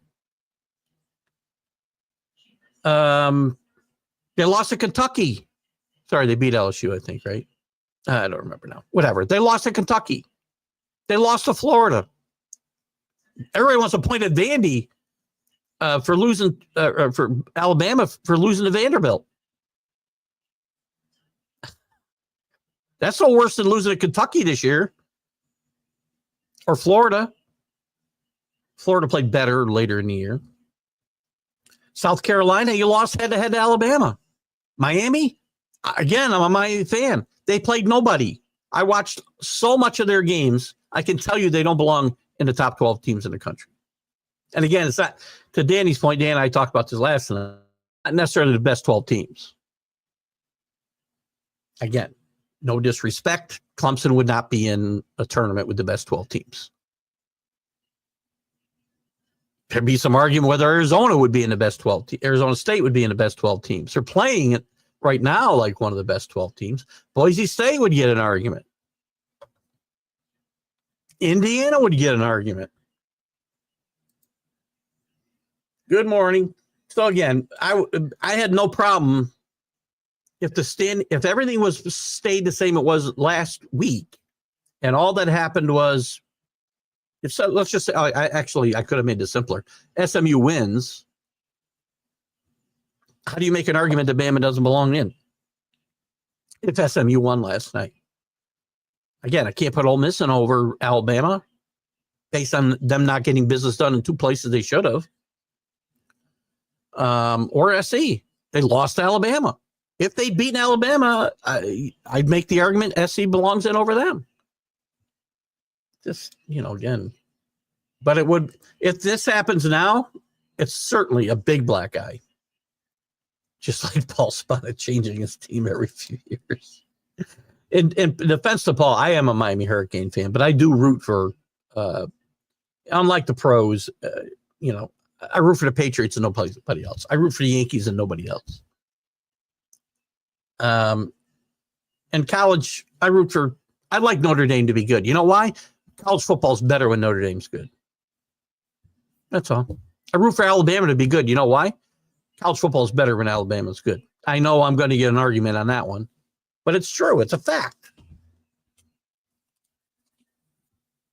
I also think all sports are better when there's a really good team. I mean, this is fun because, again, there is no great team, but I think any sport is good and when they have a dominant team for people to shoot at. A million swings sounds about right. Those big turnaround are common nowadays.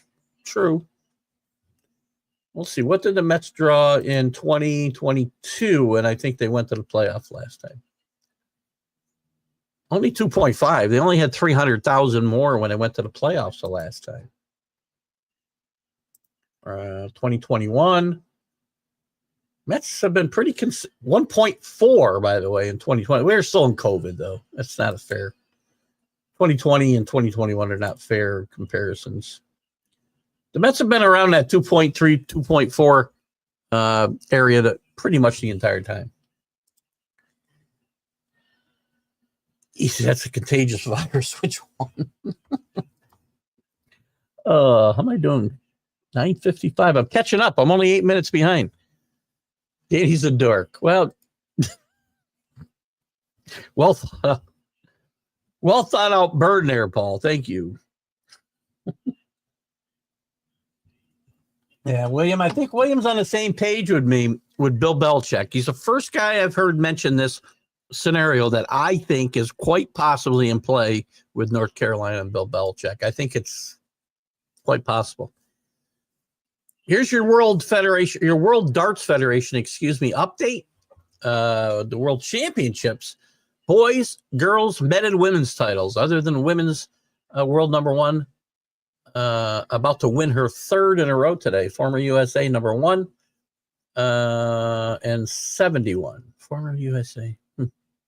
Well, catch that, guys. I know you can catch it. He didn't post it someplace on. Scott Colby's with us today. Scott, I hope you're doing better. Our thoughts and positive energy are being good thoughts and positive energy have been set your way as well every single week, and we hope you're doing well. Scott is talking about, I can't believe Bama will be out of the SEC and ESPN run college football, and they want Alabama going to Notre Dame. Not going to happen. There's no way. And Scott, you're usually pretty good on this, and you and I don't disagree on a lot. That would be close to an 8-figure game for them. It's the money's already. I mean, the money doesn't change. The money's already there and allocated, right? It might change numbers on TV screens, but it doesn't change the money that's already allocated for the first round and second round, semifinals and finals. The money's there. But again, I listen. I agree with Danny here. Well, maybe I don't agree with him. I say SMU will not be left out. And again, Georgia last year is not a good comparison because there was only 4 teams. This committee has made it pretty clear that, undefeated or one-loss conference champions were not going to be, conference championship losers, conference championship game losers were not going to be punished for losing that game. Now Clemson would have been. They would have had 4 losses. Boise State would have been because by the rules they would have been passed by UNLV, and I don't think you can give them an at-large based on strength of schedule. That's the one thing SMU's got to worry about. For all the naysayers for Alabama, they were 3-1 against top 25 teams. SMU played 2 teams, and we're 1-1. Again, I still think SMU stays in. And last year's comparison, again, there will never be a bigger screw job than what FSU got last year. And I was rooting for everybody to score in that Texas game because I bet the over at 51. And when I got to overtime, I thought I still had a shot until freaking Texas couldn't put it in the end zone in their first possession. But quite frankly, I was rooting for Georgia to lose in the second half after Beck got hurt because I wanted to see if he's unable to play, and we'll find out maybe today or Monday about his situation. It certainly didn't look good when you saw him come in overtime, which, by the way, if you saw his arm hanging off his shoulder, there was no way he was throwing the football. How does Texas not just jam everybody in the line? I have no idea. That guy just walked in the end zone, basically. Horrible. But anyway, I was rooting for Georgia to lose because I wanted to see what the committee would do if Georgia was looking at possible at large, but their starting quarterback was out. You already set a precedent last year. You had an undefeated conference champion that you left out only because their starting quarterback was not going to play. They set a horrible precedent last year. Year-old Paul Lim has also been year-old. That's impressive, dude. If a 1-year-old kid is out there playing darts, I'm impressed.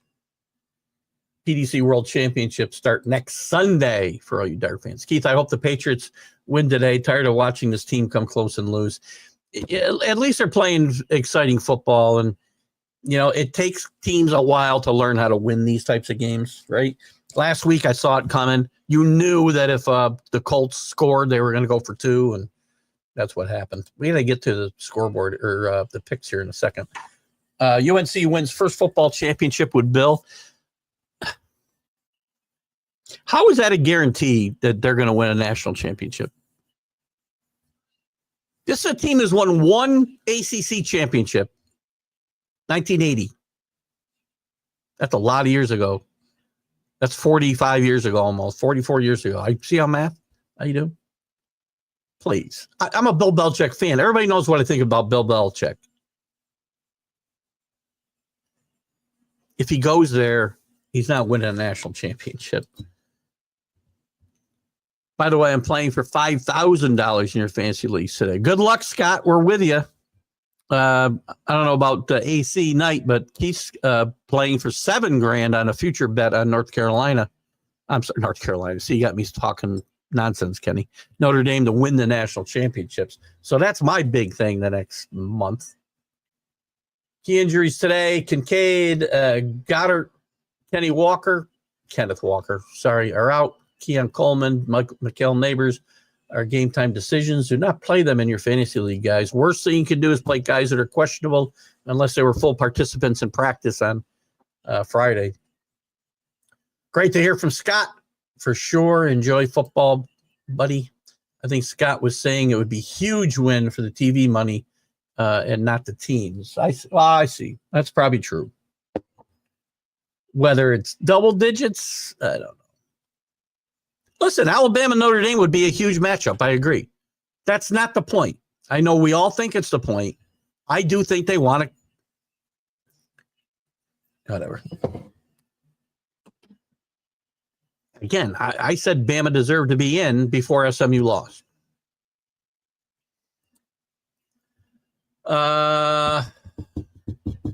They deserve to be out now. I don't think they deserve to be out if SMU had won this game.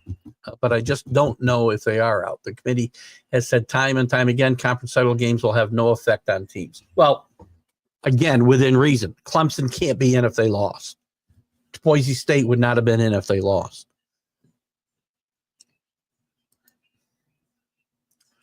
I forgot about Breece Hall being out as well. Is he out for sure, by the way? He was questionable and a full participant in practice the other day, Drew. I'm going to do the picture right now in a second. Now Drew's got me wanting to look at this. This is not working. I'm draining my battery worse. What the frick?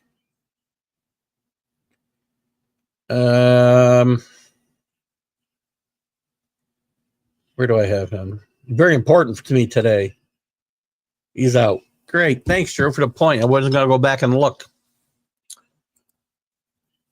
NFL has closed investigation on sexual assault allegations against the massage molester. That's good. Damage is already done. Great. You shut the barn door after all the horses escaped. Great job, NFL. Right? Yep. All of us feel the same way. You got a pardon. I wouldn't be shocked. I mean, why not? I'm not going to go down that road with you, Kenny, but might as well get it done. I mean, why not pardon everybody who is a disgusting pig? Downgraded yesterday. Yeah, see? Paul Lim is 71. Oh, I see what you were saying before. I didn't catch that the last time. Thank you. I thought he was a year old. Drew, was that in regards to Kraft? See, Billy, this is why you don't even need to be here, man, to lock up the award. Because when you do participate, man, you are like on top of your game all the time. Let me give you my picks for today. Here's my picks. Here's who I'm betting, by the way. I'll tell you who I'm betting today. I'm going to give you my picks. I'm betting. I got three. Oops, that's the wrong thing. I'm betting. Where's a cigar box? Here's my bets today. Scott, you can grill me on these or critique these all you want, I suppose. I got the 49ers -3. I got the Chiefs -4. And where's my other pick? Oh, Cardinals -3 as well. Those are my bets this week. Let's look at the TGI Sports Talk pool.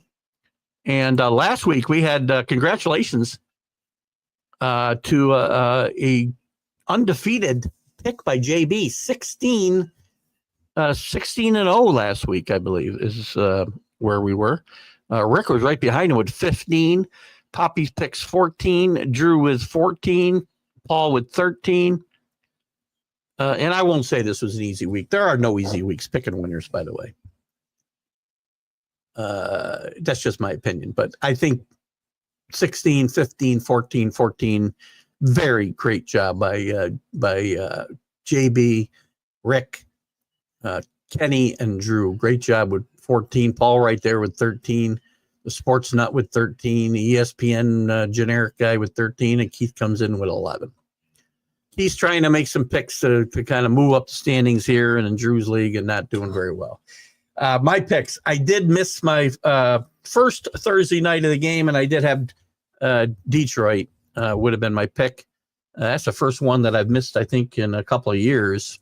I used to miss them all the time when I first went to Thursday night games, but we're out. So we got one down already. I would have taken Detroit, but it's water under the dam.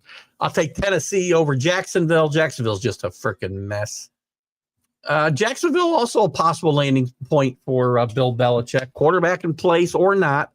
Trevor Lawrence is out for the year. And I know we talked last week about his comparison to Daniel Jones is not favorable. So I don't think Jacksonville's a place. I will give you a couple that I think he might end up. Dolphins will take over the Jets. Vikings over the Falcons. Falcons, by the way, are getting exactly what they should get.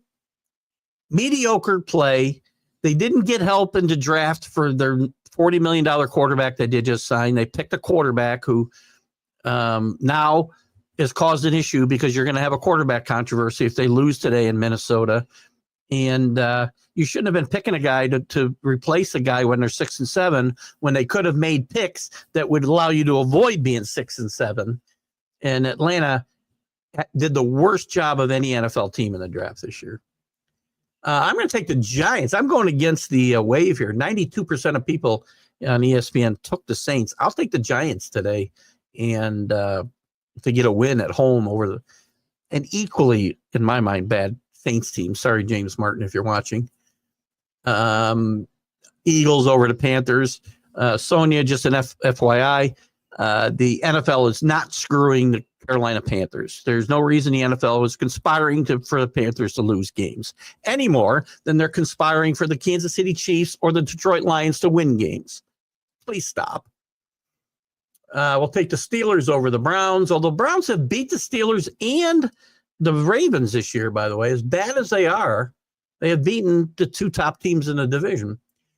Tampa Bay over the Raiders. The Raiders are a mess. You can expect Antonio Pierce to get fired. The overachieving Cardinals may be at 6-6. I'll take them at home. I'm betting them, as I said. The Bills, I'll take over the Rams. Not willing to lay the points there on the road. The 49ers over the Bears. The Bears find all kinds of great ways to lose games. The Chiefs over the Chargers. All the Chiefs do is win.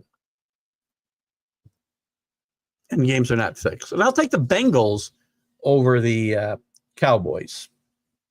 A couple places, by the way, in these picks that I just made. Places to watch for Bill Belichick. Chicago, quarterback in place. He's had a pretty good rookie season, by the way, regardless of that clock situation. Regardless of the 7-game losing streak or whatever it is. And there's some good pieces in place on this team. I can see Belichick, if the Bears are willing to look at a short window, and also the Bengals. I think Zach Taylor's in big trouble, especially if the Bengals finish horrendously here the rest of this year. If they don't make a run here, they're not going to make the playoffs. They'd have to go undefeated to have any chance. 5-0 the rest of the way out. I don't think that's going to happen. That defense is too bad. But that's a place to watch for Bill Belichick. I don't think it's going to be. I don't think it's going to be North Carolina. All right, guys, we got about 12 minutes left, 11 minutes left, really. I have a parlay of the Vikings, Dolphins, and 49ers. I like all those bets today, actually. I was ready to back you up last Wednesday night when your crew was raining on you regarding bad ref calls versus the Patriots. You were ready to back me up. Was it Wednesday? Oh, God. That's awesome. No, I know I didn't. I don't think I put a pick in, Drew. For whatever reason, I sent my picks to John Gonzalez, which I have to do manually. And then I didn't go back in. Usually I'll make my college football picks before the on the Wednesday show, and that prompts me to go in and do my pro picks. But now the college is done, and I didn't get in there, and I forgot all about it. So No, it wasn't anything other than user error. I have no excuse. Bet Bucks too. I like your bets, Keith. Good, thank you. Yeah, Bucks are a good pick today. Danny got Bill Pulver. We might have an Itch Award and then a Pulver Jack dollar asshole. Jack asshole. Oh, Billy. Billy, Danny. Alabama's not in. Again, I've said this. If they use, it all depends. The committee's got to be, the committee says wins matter, and in which case, then SMU has that going for them over Alabama. Bad losses matter, which Vanderbilt beats Alabama. Oklahoma beats Alabama. Now, Alabama is 3-1 in the top against the top 25. SMU's probably played two teams in the top 25 and split them. Let me take a quick look.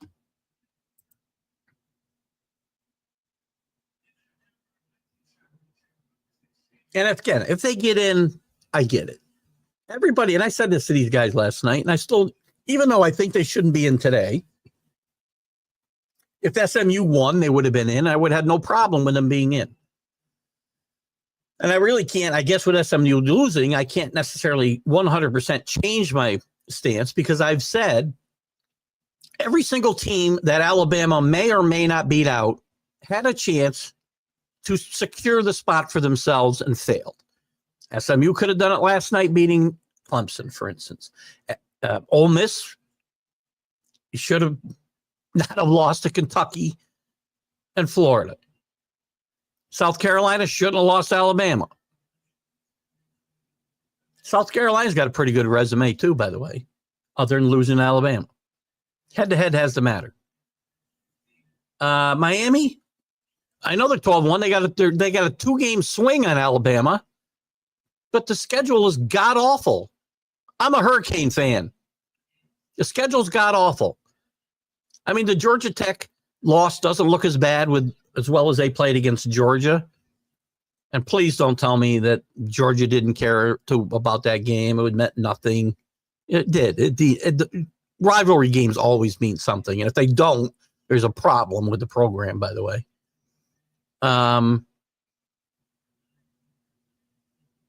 But every one of these, and Miami could have, and they still could have taken care of business regardless of their weak schedule by just beating, again, a good but not great Syracuse team a week ago. Sorry.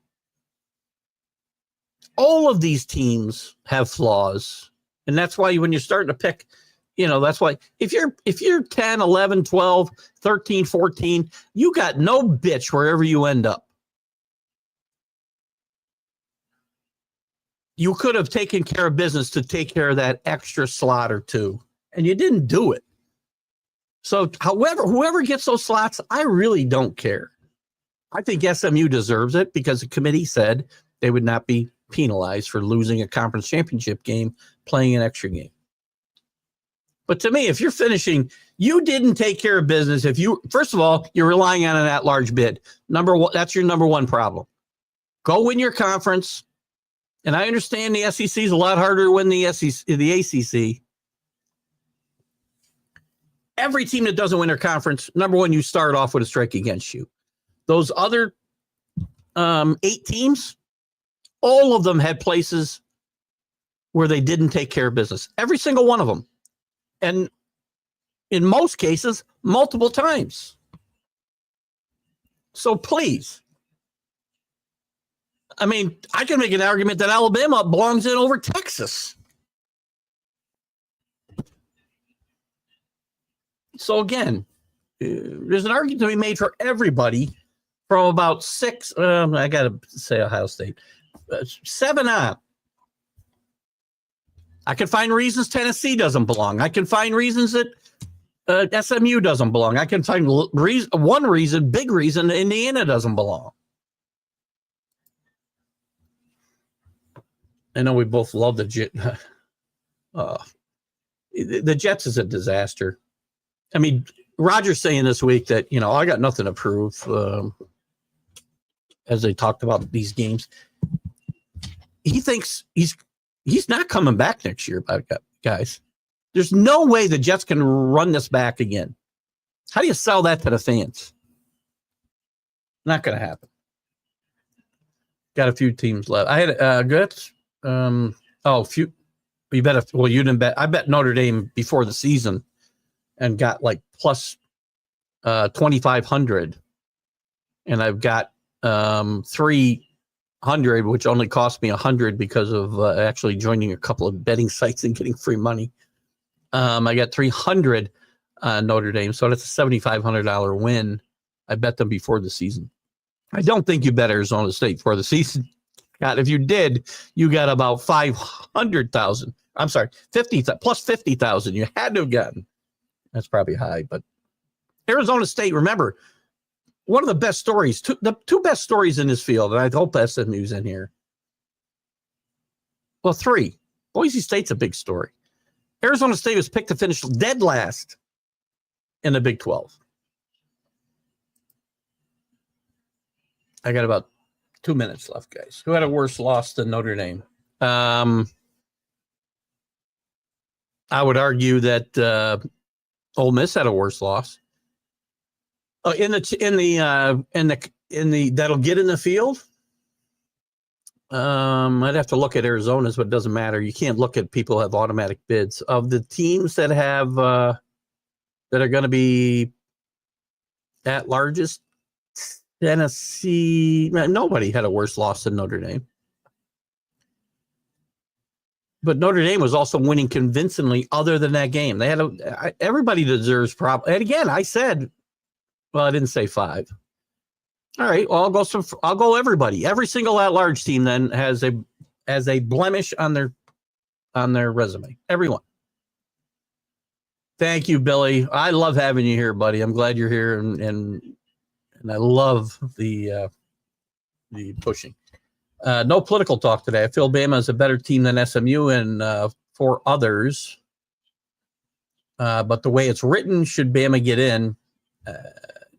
That's my only argument. Today, if Alabama gets in, it's pure BS. Fair enough. You win because Notre Dame made the playoffs. No, I win because they have to win the national championship. I don't get a nickel until they win. Scott Kobe bet Arizona. How'd you only get 2,500 to 1? So that's $250,000 if you were bet 100. Wow. Great job. Well, you didn't bet 100. Still, that's a great bet. Drew, have a great weekend. Everybody have a great weekend. We're going to wrap it up here. I got a minute and a half to close this show out. I want to thank all of you guys for participating as you always do. What a great job you guys do every Sunday morning and every show that I have. I want to, again, thank my guest from Friday, Billy Sample. If you haven't watched that interview, please go to TGI Sports Talk or YouTube and watch it. Next week, my guest will be Wesley Walker, former wide receiver with the Cal Bears and, of course, in the NFL with the New York Jets. And we hope to have a great conversation with Wesley. And we'll have Jim Graziano, former South Carolina Star Center from the 70s. And then hopefully in 2 weeks, Don Beebe, former wide receiver with the Patriots. Any college football is nothing but political. That's 50. Whoa, that's $125,000 by my math. I got to sign off here. Thanks, William. Thank you for participating, William. Have a great Sunday, guys. Enjoy the football. We'll see you Wednesday with the College Football Huddle. I'm sure we'll have lots to talk about. Keith Engle for TGI Sports Talk, Sunday Stream of Consciousness. Have a great day.